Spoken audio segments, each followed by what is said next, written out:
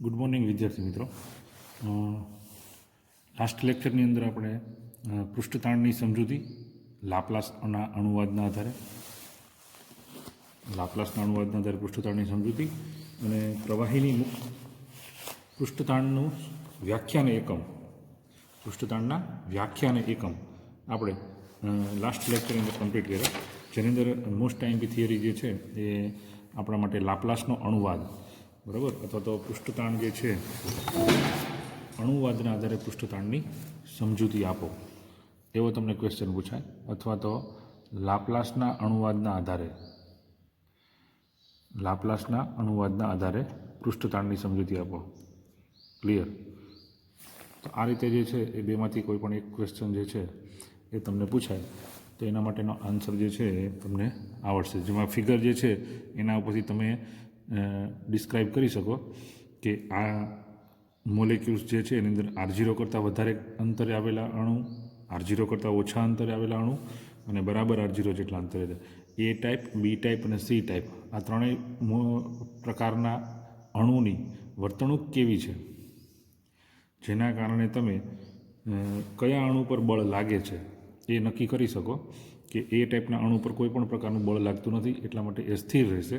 બી અને સી ટાઈપના અણુ પર ફોર્સ લાગે છે. કોના દ્વારા ફોર્સ લાગે છે? એના પોતાના જ અણુઓ દ્વારા, જે ઉપરની સપાટી પર રહેલા અણુઓ અને જે R0 કરતાં ઓછા અંતરે રહેલા છે એ અણુ પર એના જ અણુઓ એને અંદરની તરફ ખેંચે છે. એટલા માટે અહીંયા એક ચોક્કસ પ્રકારનું બળ લાગે છે અને જેને પૃષ્ઠતાણ તરીકે ઓળખવામાં આવે છે. ક્લિયર? આ જે છે થિયરીની આપણે ચર્ચા જે છે એ લાસ્ટ ટાઈમ કરી નાખી હતી.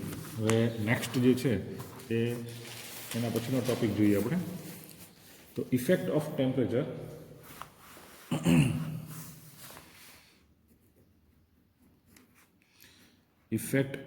ટેમ્પરેચર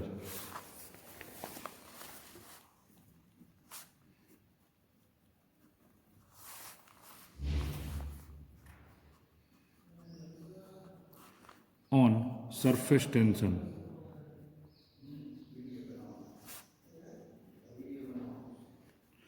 પૃષ્ઠતાણ પર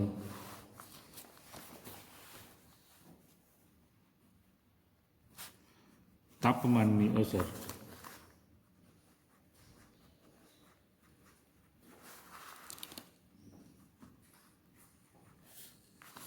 તો અહીંયા કોઈ પણ લિક્વિડ જે છે, પ્રવાહી જે છે, એની પાસે પૃષ્ઠતાણ નામની પ્રોપર્ટી રહેલી છે. આ આપણને ખબર છે, સરફેસ ટેન્શન નામની પ્રોપર્ટી રહેલી છે. તો જેમ ટેમ્પરેચર ઇન્ક્રીઝ કરશું આપણે, ટેમ્પરેચર જે છે એ જેમ આપણે ઇન્ક્રીઝ કરશું એટલે કે વધારશું આપણે, જેમ ટેમ્પરેચર વધારશું એટલે કે પ્રવાહીને જેમ આપણે ગરમ કરશું એમ એના પૃષ્ઠતાણમાં ઘટાડો થશે. શું થશે? એના પૃષ્ઠતાણમાં ઘટાડો થશે. એટલે જેમ જેમ પ્રવાહી જે છે ને તમે ટેમ્પરેચર એનું ઇન્ક્રીઝ કરતા જાઓ, ટેમ્પરેચર વધારતા જાઓ, તેમ તેમ તેના પૃષ્ઠતાણના મૂલ્યમાં શું થશે? ઘટાડો થતો જોવા મળશે. અને આ ઘટાડો થતો એક ટેમ્પરેચર એવું આવશે, એક ટેમ્પરેચર પોઈન્ટ એવું આવશે કે જ્યારે પૃષ્ઠતાણનું મૂલ્ય શૂન્ય થઈ જશે. શું થશે? પૃષ્ઠતાણનું મૂલ્ય શું થઈ જશે? શૂન્ય થઈ જશે.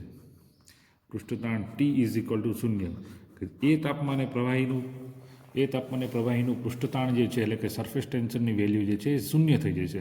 આ જે તાપમાને આવું થાય એ તાપમાનને ક્રિટિકલ ટેમ્પરેચર તરીકે ઓળખવામાં આવે છે. ક્રિટિકલ ટેમ્પરેચર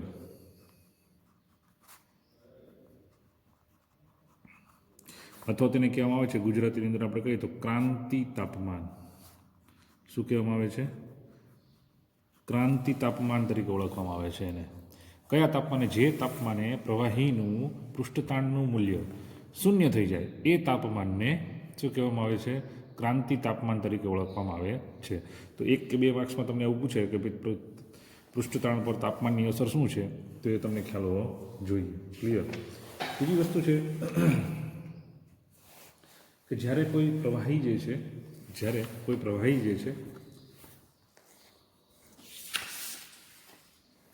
એ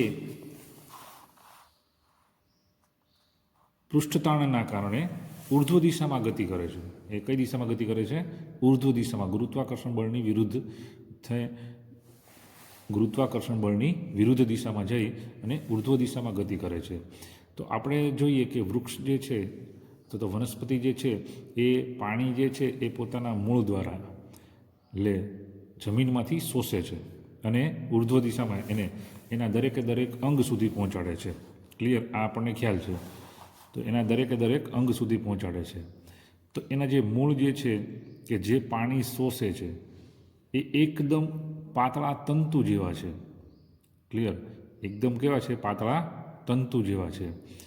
અને એટલા માટે એટલે કે એને કેસ છે, કેસ એટલે વાળ, એના જે વનસ્પતિના મૂળ જે છે એના એકદમ પાતળા તંતુ જેવા એટલે કે કેસ એટલે વાળ જેવા પાતળા છે કે જેના દ્વારા શું કરે છે? એ પાણી જે છે ને એબ્સોર્બ કરે છે, પાણીને શોષે છે અને તે એના દરેક અંગ સુધી પહોંચાડે છે.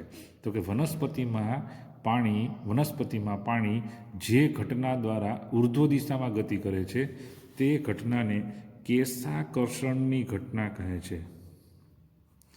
યાદ રાખજો, આ ખાસ મહત્વનો ટોપિક છે. ક્યારેક 1 માર્ક્સમાં આ પણ પૂછાશે તમને કે કેશાકર્ષણની ઘટનાને શું કહેવાય? તો શું કહેવાય? વનસ્પતિમાં પાણી જે ઘટના દ્વારા ઉર્ધ્વ દિશામાં ગતિ કરે છે તેને કેશાકર્ષણની ઘટના કહે છે. તેને ઇંગ્લિશમાં કહેવાય કેપિલરી એક્શન. શું કહેવાય એને? Capillary action. ક્લિયર? તો તમે જોયા હશે કોઈ પણ વનસ્પતિના મૂળ જે છે જમીનમાં તમે જો કે જેના દ્વારા પાણી શોષે છે એ એકદમ પાતળા હશે, એકદમ વાળ જેવા પાતળા હશે. તો કેસ એટલે વાળ એટલે પરથી કેશાકર્ષણની ઘટના કહેવામાં આવે છે ને કેપિલરી એક્શન તરીકે ઓળખવામાં આવે છે. તો હવે આપણે જ્યારે પ્રેક્ટિકલ કરીએ ત્યારે પણ આપણે એવી પાતળી એકદમ ટ્યુબ બનાવવી પડે. બરાબર? કોઈ મોટી ટ્યુબ હોય મોટી કે ટ્યુબ હોય તો એની અંદર પાણી છે ઉર્ધ્વ દિશામાં ગતિ કરતું નથી. તો એના માટે આપણે શું કરવું પડે? આપણે પ્રેક્ટિકલ કરવા માટે કે જેમાં પાણી અથવા તો કોઈ પ્રવાહી જે છે ઉર્ધ્વ દિશામાં ગતિ કરતું હોય આપણે જો જોવું હોય તો એના માટે આપણે શું કરવું પડે? એવી પાતળી ટ્યુબ બનાવવી પડે. અને એ જે પાતળી ટ્યુબ બનાવવામાં આવે છે એને શું કહેવામાં આવે છે? કેપિલરી ટ્યુબ કહેવામાં આવે છે. શું કહેવામાં આવે છે? કેપિલરી ટ્યુબ તરીકે ઓળખવામાં આવે છે. અથવા તેને ગુજરાતીમાં કહેવાય કેસ નળી. તો કે એવી ટ્યુબ અથવા તો એવી નળી કે જેનો વ્યાસ જેનો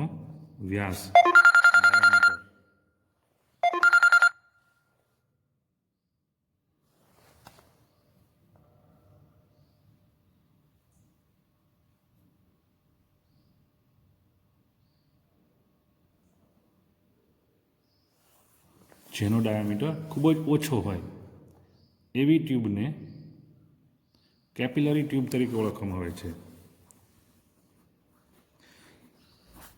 જે ટ્યુબનો વ્યાસ ખૂબ જ ઓછો હોય, બરાબર, એવી ટ્યુબને કેપિલરી ટ્યુબ તરીકે ઓળખવામાં આવે છે.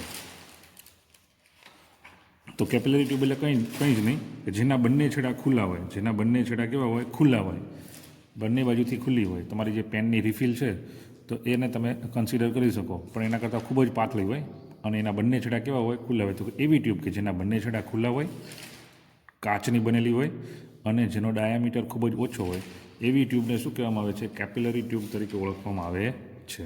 Clear?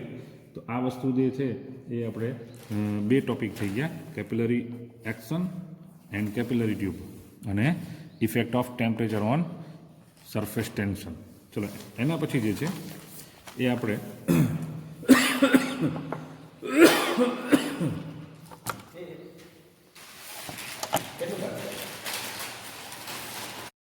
Next topic contact of angle, સ્પર્શ કોણ. તો એની અંદર જોઈએ આપણે ચર્ચા કરી હતી કોહેસિવ ફોર્સ એટલે કે સહશક્તિ બળ અને એડહેસિવ ફોર્સ એટલે કે આસક્તિ બળ. આ બંનેની વ્યાખ્યા આપણને ખ્યાલ છે. તો એની અંદર આ બંનેની વેલ્યુ દરેક પ્રવાહી માટે અલગ અલગ હશે. અમુક પ્રવાહી એવા હશે કે જેના માટે કોહેસિવ ફોર્સ એટલે કે સહશક્તિ બળનું મૂલ્ય વધારે હશે. તો અમુક પ્રવાહી એવા હશે કે જેના માટે આસક્તિ બળનું મૂલ્ય વધારે હશે. શેનું મૂલ્ય વધારે છે એના આધારે સ્પર્શ કોણ છે એ નક્કી થશે. કોહેસિવ ફોર્સનું મૂલ્ય વધારે છે કે એડહેસિવ ફોર્સનું મૂલ્ય વધારે છે, તો એના આધારે સ્પર્શ કોણ જે છે એ નક્કી થશે, એટલે કે કોન્ટેક્ટ ઓફ એંગલ નક્કી થશે. તો આપણે દાખલા તરીકે એક એવું લિક્વિડ છે કે જેની અંદર એડહેસિવ ફોર્સનું મૂલ્ય વધારે છે, એટલે કે આસક્તિ બળનું મૂલ્ય વધારે છે. કોના કરતાં? સશક્તિ બળના મૂલ્ય કરતાં એ વધારે છે. ક્લિયર? તો કોહેસિવ ફોર્સનું મૂલ્ય ઓછું છે અને એડહેસિવ ફોર્સનું મૂલ્ય વધારે છે. એટલે આસક્તિ બળનું મૂલ્ય કેવું છે? વધારે છે. આ એવું લિક્વિડ છે. તો એવું થશે એના કારણે આ જગ્યાએ જ્યાં બીકર જે છે તો કાચ જે છે અને અહીંયા કોઈ એક લિક્વિડ છે, આ પ્રવાહી છે, બરાબર. તો એના કારણે શું થશે? આ લિક્વિડ એવું છે કે જેમાં આસક્તિ બળનું મૂલ્ય વધારે છે, એટલે કે એડહેસિવ ફોર્સનું મૂલ્ય વધારે છે, જેના કારણે શું થશે કે લિક્વિડ જે છે થોડા પ્રમાણમાં ઉપર આગળ તરફ, કારણ કે એડહેસિવ ફોર્સ આ જગ્યાએ જ લાગશે, બરાબર. એડહેસિવ ફોર્સ કઈ જગ્યાએ લાગે? તો કે જ્યારે બે મોલેક્યુલ્સ અલગ અલગ થાય, ડિફરન્ટ ટાઈપ્સના મોલેક્યુલ્સ આવે તે જગ્યાએ જ એડહેસિવ ફોર્સ એપ્લાય થાય, ત્યાં જ લાગે. ક્લિયર? તો કે જુદા જુદા પદાર્થના અણુઓ વચ્ચે આકર્ષણ બળ લાગે તો એને શું કહેવામાં આવે છે? આસક્તિ બળ. તો અહીંયા એડહેસિવ ફોર્સ અથવા તો આસક્તિ બળ આ જગ્યાએ જ લાગશે. તો આ પ્રવાહી એવું છે કે જેમાં આસક્તિ બળનું મૂલ્ય કેવું છે? વધારે છે.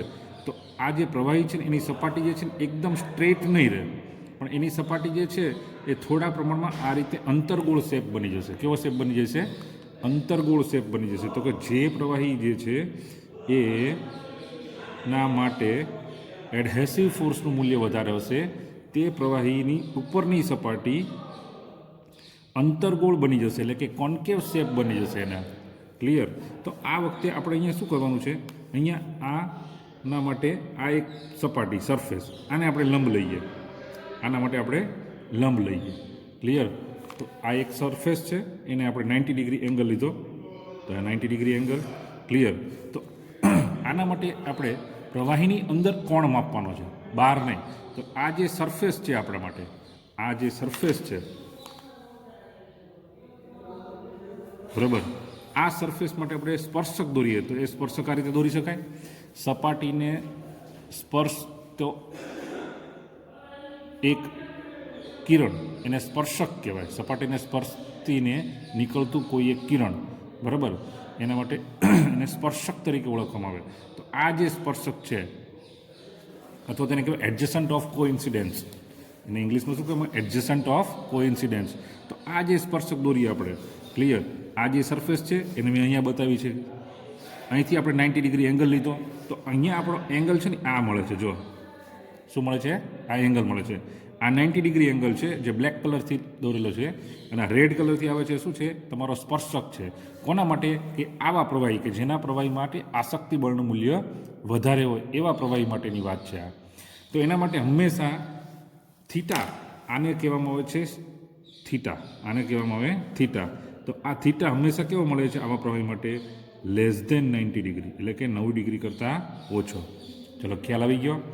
તો કે એવા પ્રવાહી કે જેના માટે આસક્તિ બળનું મૂલ્ય વધુ હશે અને સશક્તિ બળનું મૂલ્ય ઓછું હશે એવા પ્રવાહી માટે થીટાનું મૂલ્ય હંમેશા 90 ડિગ્રી કરતાં ઓછું મળે છે. ક્લિયર? આના માટેની ડેફિનેશન છે પછી જોઈએ. પહેલાં થીટાનું મૂલ્ય કઈ રીતે આવે છે એ આપણે જોઈ લઈએ. ક્લિયર? ચલો નેક્સ્ટ. હવે એવું પ્રવાહી છે આપણી પાસે, હવે બીજું ઉદાહરણ લઈએ આપણે. હવે આપણી પાસે એવું પ્રવાહી છે,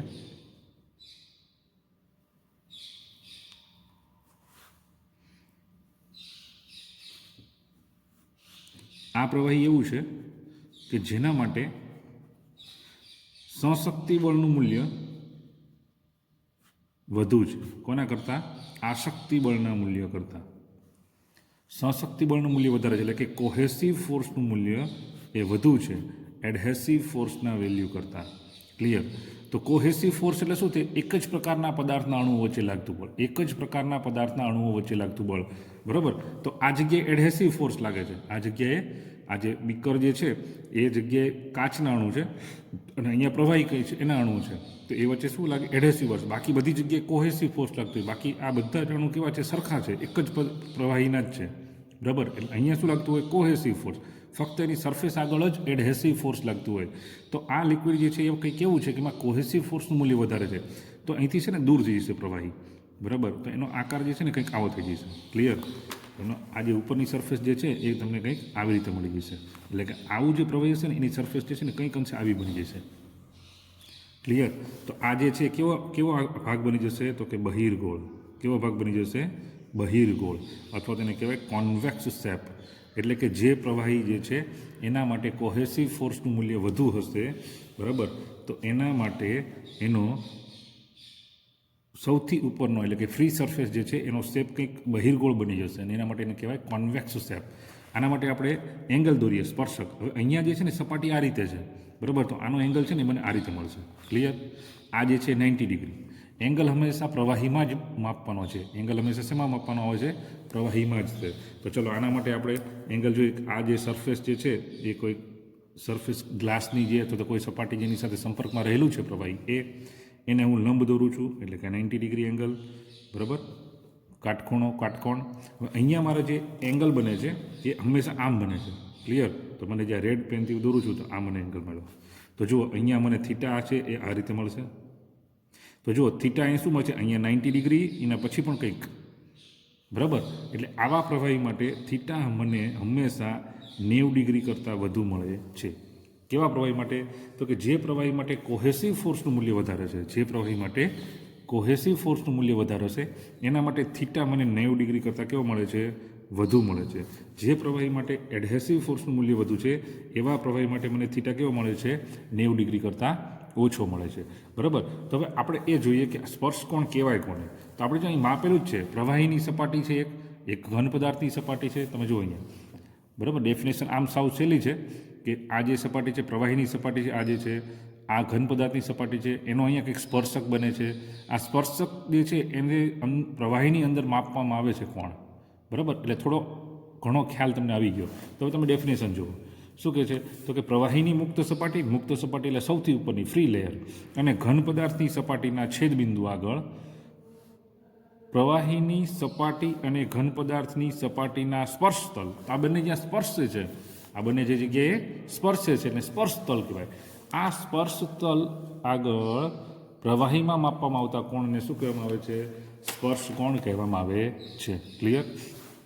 એક્ઝામની અંદર સ્પર્શ કોણની વ્યાખ્યા કદાચ ઓછી પૂછાય છે, પણ આ થીટાના મૂલ્ય છે પૂછાય છે, તો યાદ રાખવાનું, બરાબર. જનરલી આવું પણ પૂછાય તમને કે શુદ્ધ પ્રવાહી હોય એકદમ, તો એના માટે થીટાનું મૂલ્ય છે ને લગભગ 0 જેવું છે, 0 ડિગ્રી જેવું હોય છે. કેવું હોય છે? લગભગ 0 ડિગ્રી જેવું હોય છે, બરાબર. તો અલગ અલગ પ્રવાહી માટે નથી પૂછાતું, પણ પ્રવાહી એક પાણી માટે, શુદ્ધ પાણી હોય તો એના માટે જે છે એ થીટાનું મૂલ્ય લગભગ 0 ડિગ્રી જેટલું હોય છે. તો એક યાદ રાખવાનું છે. ક્લિયર? વિદ્યાર્થી મિત્રો, આપણે સરફેસ ટેન્શનમાં ટેમ્પરેચર ઇફેક્ટ અને કોન્ટેક્ટ ઓફ એંગલ જોયું. એના પછી નેક્સ્ટ ક્વેશ્ચન જે છે એ છે પૃષ્ઠતાણનું સૂત્ર તારવો, અથવા તો prove the equation of surface tension T = RH ρg upon 2 cos θ. તો આવું એક સૂત્ર જે છે સરફેસ ટેન્શનનું કે જે આપણે સાબિત કરવાનું છે. આ જે છે એ તમારા માટે મોસ્ટ આઈએમપી ક્વેશ્ચન રહેશે. આ ક્વેશ્ચન જે છે એ લગભગ એક્ઝામની અંદર પૂછાતો પ્રશ્ન છે, વારે ઘડીએ પૂછાય એવો પ્રશ્ન છે. તો આની અંદર આપણે સ્ટાર્ટ કરીએ કે ભાઈ ધારો કે કોઈ એક બીકર જે છે એની અંદર પ્રવાહી અથવા તો પાણી H2O ભરેલું છે. તેમાં એક ઉર્ધ્વ દિશામાં કેપિલરી ટ્યુબ જે છે એને આપણે ગોઠવેલી છે. આ જે છે એ કેપિલરી ટ્યુબ છે,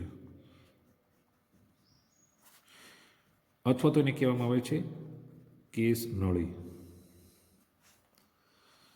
આ જે કેપિલરી ટ્યુબ જે છે એને સ્ટેન્ડ આપણે દર્શાવેલું નથી, નહીંતર આપણે સ્ટેન્ડ અહીંયા દોરવું હોય તો દોરી શકાય, કે જેના કારણે એ ઉર્ધ્વ દિશામાં અહીંયા ગોઠવેલી છે.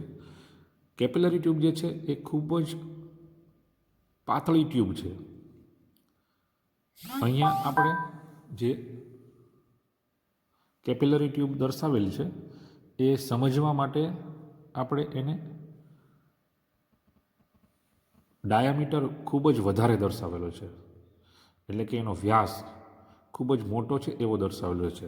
હકીકતમાં આટલી મોટી કેપિલરી ટ્યુબ ન હોય, એટલે કે આટલો મોટો એનો ડાયામીટર કે ત્રિજ્યા ન હોય, ખૂબ જ પાતળી હોય, પણ સમજવા માટે આપણે એને અહીંયા ખૂબ જ મોટી દર્શાવેલી છે. આ કેપિલરી ટ્યુબ જે છે એનો ડાયામીટર દાખલા તરીકે આર જેટલો છે, એટલે કે એનો ડાયામીટર નહીં, એનું રેડિયસ જે છે આર છે, એટલે કે એની ત્રિજ્યા આર જેટલી છે. આ કેપિલરી ટ્યુબમાં તમે પાણીમાં ઊર્ધ્વ રીતે રાખો ગોઠવેલી, એટલે પ્રવાહી જે છે એ સરફેસ ટેન્શનના કારણે થોડુંક ઉપર તરફ આવશે, ઉપર તરફ ચડતું જ તમને જોવા મળશે. આ જે છે એ તમારે માઇક્રોસ્કોપથી અથવા તો ટેલિસ્કોપથી જુઓ તો તમને ખ્યાલ આવે, એમને તમને ન ખબર પડે. ક્લિયર? એટલે માઇક્રોસ્કોપથી તમે જુઓ ખૂબ જ ઓછું પ્રવાહી જે છે એ કેપિલરી ટ્યુબમાં ઊર્ધ્વ દિશામાં ગતિ કરતું ઉપર ચડેલું જોવા મળે. ક્લિયર? તો એના માટે તમારે માઇક્રોસ્કોપનો યુઝ કરવો પડે. આ તો આપણે સમજવા માટે જે છે એને પ્રવાહી જે છે એ એચ જેટલી ઊંચાઈ તાણના કારણે કેપિલરી ટ્યુબમાં પ્રવાહી ઉપર તરફ ગતિ કરશે, અને તે ઉપર તરફ કેટલી ગતિ કરશે તો એ એચ જેટલી ઊંચાઈ સુધી પ્રવાહી જે છે એ ઉપર તરફ ગતિ કરે છે અને પછી સ્થિર થઈ જાય છે. ક્લિયર? તો આપણે અહીંયા સૌપ્રથમ જે ફિગર ઉપરથી જે છે એ ડિસ્ક્રિપ્શન લખવાનું છે. એમાં શું લખવાનું છે કે આકૃતિમાં દર્શાવ્યા પ્રમાણે કોઈ એક બીકરની અંદર, તો આ બીકર છે, પ્રવાહી ભરેલ છે, જેમાં ઊર્ધ્વ દિશામાં એક કેપિલરી ટ્યુબ ગોઠવેલી છે, જેની રેડિયસ આર જેટલી છે. આ જે પ્રવાહી જે છે એની ઘનતાને ઇંગ્લિશમાં ડેન્સિટી કહેવાય. શું કહેવાય? ડેન્સિટી. તો પ્રવાહીની ઘનતા જે છે એ રો જેટલી છે. આ જે છે એ રો કહેવાય, રો. ક્લિયર? અથવા તો તમે ડેન્સિટીને ડી વડે પણ દર્શાવી શકો, પણ આપણે અહીંયા રો વડે દર્શાવશું, અને રો કહેવાય. બરાબર? ઊંધો એકડો એટલે રો. તો પ્રવાહીની ઘનતા રો જેટલી છે. આ જે કેપિલરી ટ્યુબ છે એની ત્રિજ્યા આર જેટલી છે. પૃષ્ઠતાણના કારણે પ્રવાહી જે છે એ કેપિલરી ટ્યુબમાં એચ જેટલી ઊંચાઈએ ચડેલું દર્શાવેલું છે. ક્લિયર? તો આ જે છે તમારો પહેલો ટોપિક થઈ ગયો. આ જે પ્રવાહી જે છે એનું સરફેસ ટેન્શન ટી જેટલું છે. આટલી વસ્તુ આપણે પહેલાં આકૃતિ પરથી લખી શકીએ. ક્લિયર? આકૃતિ પરથી અથવા તો ફિગર પરથી તમે આટલું લખી શકો. આ એચ જેટલી હાઇટ જે છે એ કેપિલરી ટ્યુબની હાઇટ નથી. કેપિલરી ટ્યુબમાં ઉપર ચડતા પ્રવાહીની ઊંચાઈ છે. ખાસ ધ્યાનમાં રાખવાનું, કેપિલરી ટ્યુબમાં ઉપર ચડતા પ્રવાહીની ઊંચાઈ છે. કેપિલરી ટ્યુબ કેટલી છે એની હાઇટ નથી આ. ક્લિયર? એના પછી શું થશે કે કોઈ પણ પ્રવાહી અથવા તો કોઈ પણ પદાર્થ જે છે એના પર બળ લાગે, કોઈ પણ બે ડાયરેક્શનમાં બળ લાગે, ઉપરની દિશાથી નીચેની દિશા તરફ. ક્લિયર? તો એ સ્થિર ક્યારે થશે કે બંને દિશામાંથી લાગતું બળ જે છે એ જ્યારે ઇક્વલ થાય, એટલે કે સમતોલ થાય બંને દિશામાંથી લાગતું બળ, ત્યારે એ જે છે એ પદાર્થ અથવા તો એ વસ્તુ જે છે એની પોઝિશન સ્થિર થઈ જશે, અથવા તો એ સ્ટેટિક કન્ડિશનમાં આવી જશે. ક્લિયર? દાખલા તરીકે આપણે અહીંયા વાત કરીએ કે પ્રવાહી જે છે એને નીચેની દિશા તરફ બળ લાગે છે, એ છે એ ગુરુત્વાકર્ષણ બળ, અને ઉપરની દિશા તરફ પણ બળ લાગે છે. એ કયું છે? સરફેસ ટેન્શન છે, પૃષ્ઠતાણ બળ છે. તો પ્રવાહી જે છે એ કેપિલરી ટ્યુબમાં ઉપર ચડશે, પણ કેટલું ઉપર ચડશે? ક્યાં સુધી ઉપર ચડશે?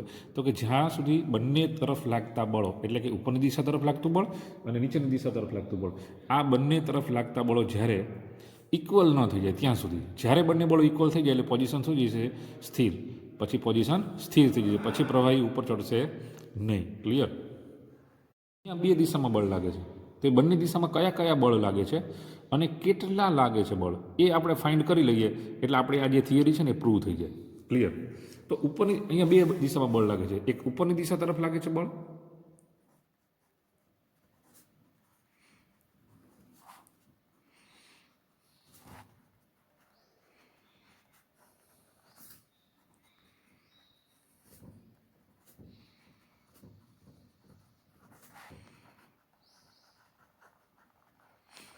ફોર્સ ઇન અપવર્ડ ડાયરેક્શન, ઉપરની દિશા તરફ લાગતું બળ. ક્લિયર? તો ઉપરની દિશા તરફ કયું બળ લાગે છે એ આપણે ફાઇન્ડ કરીએ, અને નીચેની દિશા તરફ કયું બળ લાગે છે એ આપણે ફાઇન્ડ કરીએ. ક્લિયર? એટલે આ અને પછી આ બંને બળો જે છે ને એ આપણે સરખાવી દઈએ. કેમ સરખાવવાના છે? કેમ? કારણ શું છે કે બંને દિશામાં લાગતા બળો જ્યારે સમતોલન થઈ જાય, ઇક્વલ થઈ જાય, ત્યારે પ્રવાહી જે છે એ કેપિલરી ટ્યુબમાં ઉપર ચડતું સ્ટોપ થઈ જશે. બરાબર? ત્યારે પ્રવાહી ઉપર ચડતું સ્ટોપ થઈ જશે. તો ઉપરની દિશામાં કયા બળ લાગે છે અને નીચેની દિશામાં કયા બળ લાગે છે, આ બંને આપણે અને કેટલા અને કોના પર લાગે છે એ જ શોધવાનું છે આપણે. તો ઉપરની દિશા તરફ કયું બળ લાગે છે? તો મને ખ્યાલ છે ઉપરની દિશા તરફ પૃષ્ઠતાણ લાગે છે, ટી. ક્લિયર? એક વસ્તુ એ થઈ ગઈ. કોના ઉપર લાગે છે આ બળ? આ બળ કોના પર લાગે છે? તો કે કેપિલરી ટ્યુબમાં જે ઉપર જે પ્રવાહી જે છે, બરાબર, એને ઉપરથી તમે જોશો તો આમ વર્તુળાકાર લાગશે તમને. ક્લિયર? આટલા ભાગ ઉપર લાગે છે અને આટલા ભાગમાં પણ ક્યાં લાગે છે?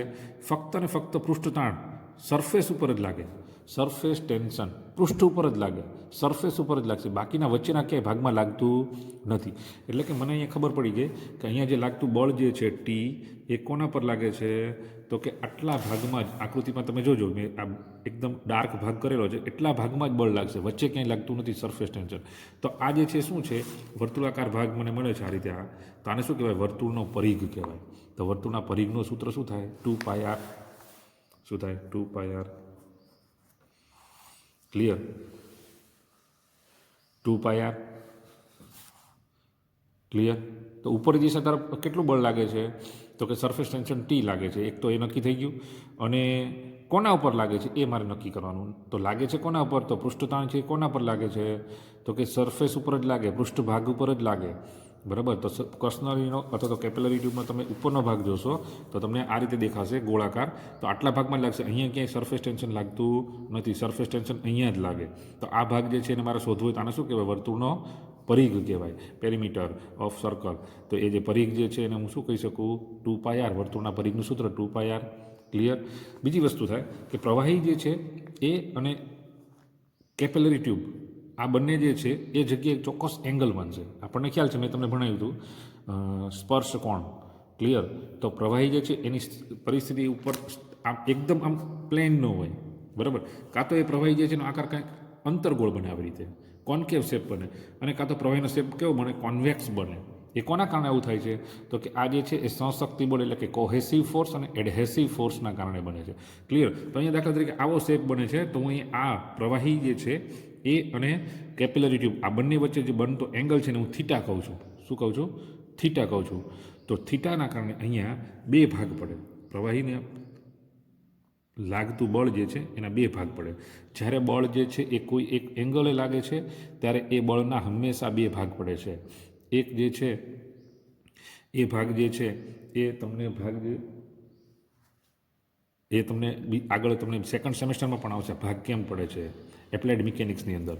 ક્લિયર? ત્યારે તમને વધારે ખબર પડશે. તો એક જે ઉર્ધ્વ દિશામાં ભાગ પડશે એક, અને એક જે છે એ સમક્ષિતિજ દિશામાં, એટલે કે એક ભાગ ઉપરની દિશામાં અને એક ભાગ નીચેની દિશામાં, સમક્ષિતિજ દિશામાં. ક્લિયર? તો ઉપરની દિશામાં જે ભાગ પડે છે એને ટી કોસ થીટા કહેવામાં આવે, બે ભાગ પડે એમાં. અને આ સમક્ષિતિજ દિશામાં જે પડે છે ટી સાઇન થીટા. ક્લિયર? તો કેટલા ભાગ પડશે? બળ કઈ દિશામાં, બળ કેટલું લાગે છે? મને ખબર પડી ગઈ બળ કેવું લાગે છે એ, કારણ કે ઉપર જે છે એ એકદમ પ્લેન નથી. પ્રવાહીની જે લેયર જે છે સૌથી ફ્રી સરફેસ કહેવાય, જેને મુક્ત સપાટી કહેવાય, એનું લેયર જે છે એકદમ પ્લેન નથી. એનો આકાર કાં તો અંતર્ગોળ હશે ને કાં તો બહિર્ગોળ હશે. એના કારણે બંને વચ્ચે એક એંગલ બનશે. બંને એટલે કોણ બને? કેપિલરી ટ્યુબ અને પ્રવાહીનું સૌથી ઉપરનું લેયર, આ બંને વચ્ચે કોઈ એક એંગલ બનશે.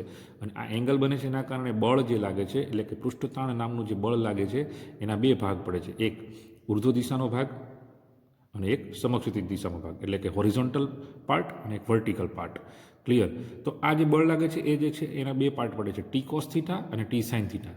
અહીંયા બળ ટી લાગે છે એટલે એના બે ભાગ પડ્યા, ટી કોસ થીટા અને ટી સાઇન થીટા. એ આપણે મેન્શન કરી દીધું છે, ટી કોસ થીટા અને ટી સાઇન થીટા. તો હવે આપણે અહીંયા જોઈએ કે આ બેમાંથી કયો પાર્ટ જે છે, આ બે બળોના પાર્ટ પડ્યા એમાંથી કયો પાર્ટ જે છે એ લિક્વિડને ઉપર લઈ જવામાં મદદ કરે, એટલે કે પ્રવાહીને ઉપર લઈ જવામાં કયો પાર્ટ મદદ કરશે? ટી કોસ થીટા, કારણ કે એ ઉપર ઉર્ધ્વ દિશામાં લાગે છે. ટી સાઇન થીટા પ્રવાહીને ઉપર લઈ જવામાં મદદ કરતો નથી. એટલે આપણે ટી સાઇન થીટા જે છે એને નિગ્લિજિબલ અથવા તો એને અવગણશું, એને આપણે ગણતરીમાં લેતા નથી. ક્લિયર? તો હવે અહીંયા આપણે જોઈએ કે ઉપરની દિશા તરફ લાગતું બળ જે છે મને શું મળે? 2πr T. ટી તો છે જ, પણ ટીનો કયો part? T cos theta. Clear? આ ટી કાઢ નાખીએ આપણે. તો ઉપરની દિશા તરફ લાગતું બળ કેટલું મળશે? 2πr T cos theta. Clear? તો આપણને આ ખબર પડી જવી જોઈએ કે ભાઈ આ ટી છે એમાંથી ટી કોસ થીટા પાર્ટ કેમ લઈ. આને આપણે સમીકરણ નંબર 1. આ સમીકરણ સાબિત કરવા માટે ખાસ તમારે આટલું જ ધ્યાનમાં રાખવાનું છે કે કેટલું બળ લાગે છે અને કોના ઉપર લાગે છે. તો ટી કોસ થીટા બળ લાગે છે અને કોના પર લાગે છે? 2πr જેટલા પાર્ટ ઉપર જ. ક્લિયર? 2πr જેટલા પાર્ટ ઉપર જ. હવે આના ઉપરથી આપણે જે છે આ ઉપરની દિશા તરફ લાગતું બળ જે છે એને આપણે શોધી લીધું છે. હવે આવી જ રીતે નીચેની દિશા તરફ કયું બળ લાગે છે? ક્લિયર? નીચેની દિશા તરફ કયું બળ લાગે છે?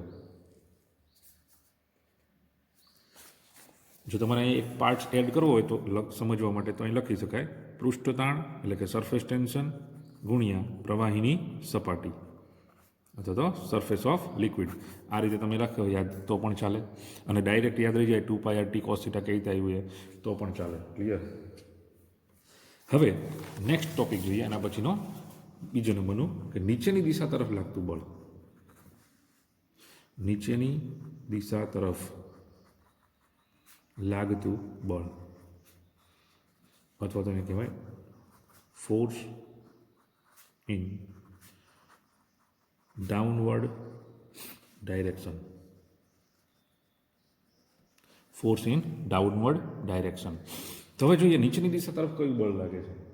બરાબર, તો નીચેની દિશા તરફ જે લાગે છે બળ એ ગુરુત્વાકર્ષણ બળના કારણે લાગશે. કોના કારણે લાગશે? ગુરુત્વાકર્ષણ બળના કારણે લાગશે. અને આ જે ગુરુત્વાકર્ષણ બળના કારણે શું ઉત્પન્ન થશે? ગુરુત્વ પ્રવેગ, એને કહેવાય જી, સ્મોલ જી, ગુરુત્વ પ્રવેગ. અને શું કહેવામાં આવે? ગુરુત્વ પ્રવેગ. તો નીચેની દિશા તરફ કયું બળ લાગશે? ગુરુત્વાકર્ષણ બળના કારણે ગુરુત્વ પ્રવેગ જી. બરાબર, આપણને એ ખ્યાલ આવી ગયો ગુરુત્વ પ્રવેગ લાગે. પણ આ કેટલું લાગે? ગુરુત્વ પ્રવેગ કેટલું લાગે? તો તમે જો ગુરુત્વાકર્ષણ બળ કોના પર લાગશે? તો એ તો આખા પાર્ટ ઉપર લાગશે. અહીંથી આખો આ જે સ્તંભ દેખાય છે તમને, કોલમ દેખાય છે, આ બધા જ ઉપર પાર્ટ લાગશે. ગુરુત્વાકર્ષણ બળ એવું નથી કે કોઈ એક પર્ટિક્યુલર એરિયા માટે જ લાગે, એ તો બધા ઉપર લાગશે. ક્લિયર? તો તમે આ કેપિલરી ટ્યુબનો આખો એરિયા તમે જો, ઓલું સરફેસ ટેન્શન ખાલી સરફેસ ઉપર જ લાગતું હતું, જ્યારે આ કોના પર લાગે છે? પૂરેપૂરા પાર્ટ ઉપર લાગે છે. બરાબર, તો આ જે છે ને શું કહેવામાં આવે છે? આટલો પાર્ટ, આ જે તમે દેખાય છે, હું અહીંયા લઈ લઈએ આપણે, તો આ દેખાય તમને, આ શું દેખાય? આટલું નળાકાર. આ શું દેખાય? સિલિન્ડર દેખાય. તો બધા જ પાર્ટ ઉપર લાગે છે. અને શું કહેવાય? સિલિન્ડર જે છે, તો આને શું કહેવાય? નળાકારનું ઘનફળ જોઈ એના ઉપર લાગે. આટલા પાર્ટ જે છે બધા ઉપર લાગે છે. તો આને શું કહેવામાં આવે? આ બધું જ મારે ગણતરીમાં લેવું હોય. બરાબર, ખાલી સરફેસ લેવી હોય તો એરિયા કહેવાય, ક્ષેત્રફળ કહેવાય. પણ આ તો આખે મારે બધું જ જોઈએ છે. તેના માટે શું લેવું પડે? ઘનફળ લેવું પડે. તો આ જે છે શું છે? નળાકારનું ઘનફળ. તો મને ખબર છે નળાકારના ઘનફળનું સૂત્ર શું છે? πr²h. નળાકારના ઘનફળનું સૂત્ર યાદ હોવું જોઈએ. નળાકારનું ઘનફળ અથવા તો એને કહેવાય હવે volume of cylinder. Volume of cylinder શું આવે? πr²h. πr²h ઇક્વેશન જે છે બધા આવડવા જોઈએ, તો જ સાબિતી તમે આપી શકો ઇઝીલી. ક્લિયર? તો મને ખબર પડી કે કેટલું બળ લાગે, કોના પર બળ લાગે છે? તો કે નળાકારના ઘનફળ ઉપર બળ લાગે છે, πr²h. અને પ્રવાહીની ઘનતા કેટલી છે? તો ρ. બરાબર, એ પ્રવાહીની ઘનતા પર પણ આધાર રાખે બળ. ક્લિયર? પાણી છે, લિક્વિડ જે છે, આલ્કોહોલ છે, પછી તમે ટર્પેન્ટાઇન. બરાબર, દરેક લિક્વિડ માટે પૃષ્ઠતાણ શોધવા માટે જેનું પૃષ્ઠતાણ શોધવું એ પ્રવાહી તમારે લેવું પડે. મધ છે, બરાબર, કોઈ પણ તમે પ્રવાહી લઈ શકો, પારો છે. તો એ માટે દરેક પ્રવાહી માટે ઘનતા કેવી હશે? અલગ અલગ હશે. અને બળ કેટલું લાગે છે? તો કે જી, ગુરુત્વાકર્ષણ બળના કારણે. સમીકરણ નંબર 2. તો આપણે વાત કરીએ πr²h ρ × g, આટલી વસ્તુ થશે. બરાબર, તો આટલા પાર્ટ્સ ઉપર તમને જે છે એ ગુરુત્વાકર્ષણ બળના કારણે ગુરુત્વ પ્રવેગ લાગશે. તો હવે શું થશે? બંને દિશામાં લાગતું બળ જે છે એ સમાન થશે, ઇક્વલ થશે. ત્યારે પ્રવાહી કેપિલરી ટ્યુબમાં ઉપર ચડતું સ્ટોપ થઈ જશે. એટલા માટે મારે શું કરવું પડે? ઉપરની દિશા તરફ લાગતું બળ બરાબર નીચેની દિશા તરફ લાગતું બળ, આ બંને ઇક્વલ કરવા પડે. એટલા માટે હું અહીં લખી શકું equation number 1 is equal two equation number 2. આ કેમ બરાબર કરે તમને ખ્યાલ હોવો જોઈએ. ઉપરની દિશા તરફ લાગતું બળ અને નીચેની દિશા તરફ લાગતું બળ બંને કેવા થઈ જાય છે? સમાન થઈ જાય છે. એટલા માટે તો equation 1 is equal two equation 2. આપણે આવું કરીએ તો ઇક્વેશન 1માં ખબર છે શું છે? તો ઇક્વેશન 1નું છે 2πr/t cos θ.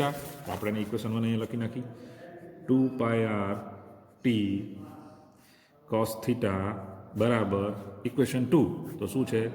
πr²h ρ × g. Clear? બરાબરની નિશાની સામસામેના જે કોઈ હશે એ બધા જ ગુણાકારમાં છે, અહીંયા પણ ગુણાકારમાં છે. બરાબર, એટલે મલ્ટિપ્લિકેશન અને ડિવાઇડમાં હોય આ રીતે બરાબરમાં, તો એ સામસામે છેદ ઉડી જાય. જો અહીંયા કોઈ પ્લસ કે માઇનસ હોત ને તો ન થાય એવું, ખાસ ધ્યાનમાં રાખજો. ઇક્વેશનની અંદર સામસામે ગુણાકાર અને ભાગાકારના રિલેશનમાં જો ઇક્વેશન આવેલા હોય આ રીતે, તો એના છેદ ઉડી જાય. પરંતુ પ્લસ અને માઇનસ હોય તો આ રીતે સામસામા ઉડે નહીં. ક્લિયર? એ કેન્સલ ન થાય. અહીંયા થશે કારણ કે બધા જ મલ્ટિપ્લિકેશન ફેક્ટરમાં છે. તો જો અહીંયા પાઈ છે તો આ પાઈ કેન્સલ, આ પાઈ છે તો આ પાઈ કેન્સલ. અહીંયા આર છે, અહીંયા પણ આર છે, અહીંયા આર 2 છે, આર સ્ક્વેર, એક આર કેન્સલ થશે. ક્લિયર? આના પછી શું મળશે મને? 2t cos theta is equal two, અહીંયા એક આર કેન્સલ થઈ ગયો તો શું મળે મને? આર એચ રો જી. ક્લિયર? મારે શું જોઈએ છે? ટી જોઈએ છે. તો ટીને સૂત્રનો કરતા બનાવવાનો છે. ટી ઇઝ ઇક્વલ ટુ, આ બાજુનું બધું એમને એમ જ રહેવા દેવાનું છે, આર એચ રો જી. ક્લિયર? આ બાજુ શું છે? 2 cos થીટા. ટી એમ નામ રહેવા દે. આ 2 cos થીટા કેવા છે? અહીંયા ગુણાકારમાં છે, મલ્ટિપ્લિકેશન ફેક્ટરમાં છે, અંશમાં છે.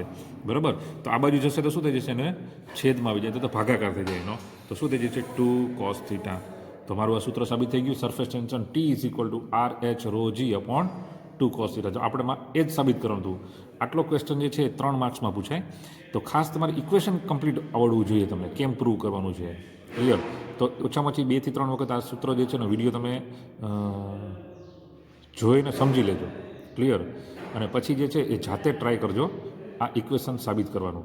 બાકી ઉપર જે પોઈન્ટ લખવાના છે એ તો તમને આકૃતિ પરથી જ આવડવા જોઈએ, કે આકૃતિમાં દર્શાવ્યા પ્રમાણે કોઈ એક બીકરની અંદર પ્રવાહી ભરેલું છે જેની ઘનતા રો છે, ગુરુત્વાકર્ષણ બળ જી લાગે છે, કેપિલરી ટ્યુબની ત્રિજ્યા આર જેટલી છે. કેપિલરી ટ્યુબ જે છે એને આપણે કેમ એકદમ પાતળી લીધી છે એવું પણ તમે અંદર દર્શાવવું હોય તો દર્શાવી શકાય. ક્લિયર? એના પરથી ક્યારેક ખાલી એટલું પૂછાય કે સમીકરણ લખો, સરફેસ ટેન્શનનું સમીકરણ લખો, અને તેમાં આવતી દરેકે દરેક ભૌતિક રાશિ છે ને એને નોટ કરવાનો કે એ શું દર્શાવે છે. દાખલા તરીકે આપણે કહીએ કે આ ટી શું દર્શાવે છે, તો કે એ પ્રવાહીનું પૃષ્ઠતાણ છે. પ્રવાહીનું પૃષ્ઠતાણ છે. સરફેસ ટેન્શન ઓફ લિક્વિડ, ઇંગ્લિશમાં ડાયરેક્ટ હું બોલું છું, યાદ રાખી લેજો, ઇંગ્લિશ મીડિયમમાં હોય. Surface tension of liquid. R શું દર્શાવે છે? રેડિયસ ઓફ અથવા તો ત્રિજ્યા, રેડિયસ ઓફ કેપિલરી ટ્યુબ અથવા તો કસ નળીની ત્રિજ્યા, કેસ નળીની ત્રિજ્યા. ક્લિયર? એચ કેસ નળીમાં ઉપર ચડતા પ્રવાહીની ઊંચાઈ. દરેકે દરેક ટર્મ્સ જે છે એને આપણે નોટ કરવાની છે કે શું દર્શાવે છે. રો શું દર્શાવે છે? તો કે પ્રવાહીની ઘનતા, ડેન્સિટી ઓફ લિક્વિડ, પ્રવાહીની ઘનતા, ડેન્સિટી ઓફ લિક્વિડ. જી શું દર્શાવે છે? ગુરુત્વ પ્રવેગ, ગ્રેવિટેશનલ એક્સેલરેશન. ગુરુત્વ પ્રવેગ જી દર્શાવે છે ગુરુત્વ પ્રવેગ જે છે ગ્રેવિટેશનલ એક્સેલરેશન. બરાબર? આનું મૂલ્ય યાદ રાખવાનું છે. જીનું મૂલ્ય શું થાય છે? 9.8 મીટર પર સેકન્ડ સ્ક્વેર અથવા તો 980. આ જે છે એ એમકેએસમાં વેલ્યુ લખેલી છે અને સીજીએસમાં લખી તો 980 સેન્ટીમીટર પ્રતિ સેકન્ડ સ્ક્વેર. એક્ઝામમાં દાખલા પૂછાય જ્યારે એક્ઝામ્પલ, તો એમાં આ વેલ્યુ આપેલી નહીં હોય, તમારે એને જાતે યાદ રાખવાની છે. તો જી ઇઝ ઇક્વલ ટુ શું થશે? 9.8 મીટર પર સેકન્ડ સ્ક્વેર, અથવા જો સીજીએસમાં લખી તો 980 સેન્ટીમીટર પ્રતિ સેકન્ડ સ્ક્વેર. બાકી શું રહ્યું? થીટા. બરાબર? બાકી બધી ટર્મ્સ આવી ગઈ. થીટા શું છે? સ્પર્શ કોણ. થીટા શું છે? સ્પર્શ કોણ, અથવા તેને કહેવાય contact of angle. Contact of angle. ખાસ ધ્યાનમાં રાખવાનું, આ કોન્ટેક્ટ ઓફ એંગલ જે છે ને એ કોસ થીટાનું મૂલ્ય લેવું પડશે આપણે અહીંયા. તો કોસ થીટાનું મૂલ્ય છે ને એ જ્યારે 0 લઈએ આપણે, કોસ 0, તો ઇઝ ઇક્વલ ટુ 1 થાય. ખાસ ધ્યાનમાં રાખવાનું. કોસ થીટા, દાખલા તરીકે તમને થીટા 0 આપેલો છે તો કોસ થીટાનું મૂલ્ય શું થશે? કોસ 0 થશે. કોસ 0નું મૂલ્ય 1 થશે. એવી રીતે દાખલા તરીકે સાઇન 0 તમે કરો તો સાઇન 0નું મૂલ્ય કેટલું આવશે? 0 થશે. આ બે વેલ્યુ યાદ રાખવાની. સાઇન થીટા, થીટામાં સાઇન થીટા બરાબર જો 0 હશે તો સાઇન 0 ઇઝ ઇક્વલ ટુ 0 થશે, પણ કોસ 0 ઇઝ ઇક્વલ ટુ શું થશે? 1 થશે. તો ક્યારેક એક્ઝામમાં ખાલી તમને એટલું જ પૂછે કે એક્ઝામમાં એવું પૂછે કે સરફેસ ટેન્શનનું ઇક્વેશન લખો અને તેમાં આવતી દરેક ટર્મ્સ દર્શાવો, એટલે કે તેમાં આવતી દરેક ફિઝિકલ ક્વોન્ટિટી છે શું દર્શાવે છે એ બતાવવાનું છે. તો એ તમને ખબર હોવી જોઈએ કે આર છે પ્રવાહીની કેપિલરી ટ્યુબની ત્રિજ્યા છે, ટી પૃષ્ઠતાણ છે, રો છે પ્રવાહીની ઘનતા છે, ડેન્સિટી ઓફ લિક્વિડ છે, જી છે ગુરુત્વ પ્રવેગ છે, એમાં એનું મૂલ્ય પણ આપણને ખબર હોવી જોઈએ. ઓકે? તો આ એક્ઝામમાં ખૂબ જ વારે ઘડીએ પૂછાતો પ્રશ્ન છે. તો દરેક વ્યક્તિ ઓછામાં ઓછો 2 થી 3 વાર લખી અને આ તૈયાર કરી નાખો. ઓકે? Thank you.